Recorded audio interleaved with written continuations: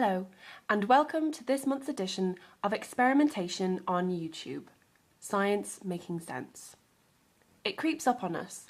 Even before the ghostly spectres of Halloween have been torn down from shop windows, the snowflakes, bells, and chiming Christmas music fills our ears, and the season of Christmas is upon us. There is no doubt that the recession has hit the global pocket hard, in stark contrast to the boom years, where with a bit of spare change in your pocket, giving seemed easy. Austerity has been widely implemented, seeing cuts to benefits, rising taxes, and unemployment soaring.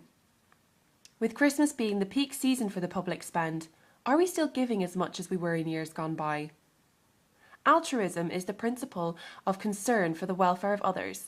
It is one of the pillars on which the holidays are based and is a traditional virtue in many cultures and religious practices.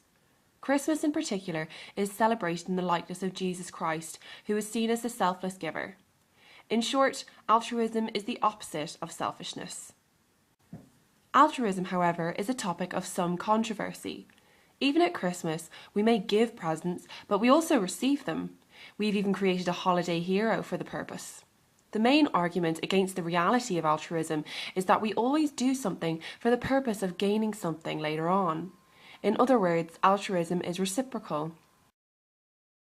Altruism has evolved from a long history stemming from our social background. Humans are highly social and evolved in groups. To work effectively in groups, there needs to be cohesion and delegation. By assigning different tasks to different group members, the entire group can benefit. This will not only improve your living day to day, but may also improve your fitness, as if you help individuals in the group that are related to you, then your genetic material is more likely to be passed on. Thus, even if you yourself did not produce, some of your genes would still be carried on to the next generation.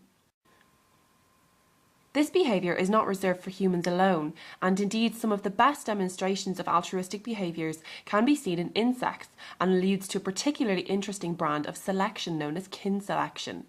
In bees, males develop from unfertilised eggs and females from fertilised. This means that whilst females have 2 sets of chromosomes and are diploid, males have only 1. They are haploid. This leads to some very peculiar genetic anomalies. In eusocial insect colonies, the female queen only mates once. The relatedness between workers is 75%, rather than 50%, which it would be between normal siblings or between parent and child. It is likely that with the evolution of this haplodiploidy, the eusocial nature of such hymenoptera formed, as by helping the workers in the collective and not seeking individual reproduction, the bees can ensure that 75% of their genes are passed down rather than the only 50% if they reproduced on their own.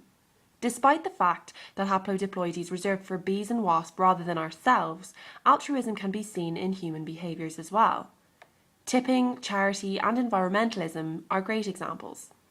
Numerous studies have shown that we're more altruistic to close kin than non-kin, even when presented with subtle cues such as facial resemblance or having the same family name, particularly if it's a rare one.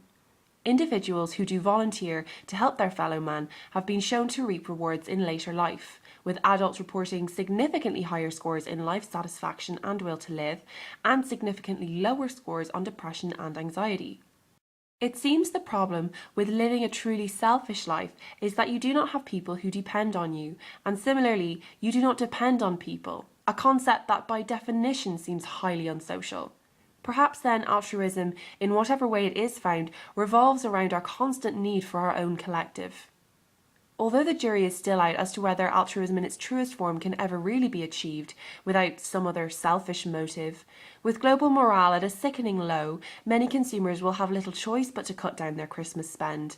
Thus, perhaps a Christmas that is a little less about giving presents and more about giving time will be given the well-deserved pride of place at our holiday tables.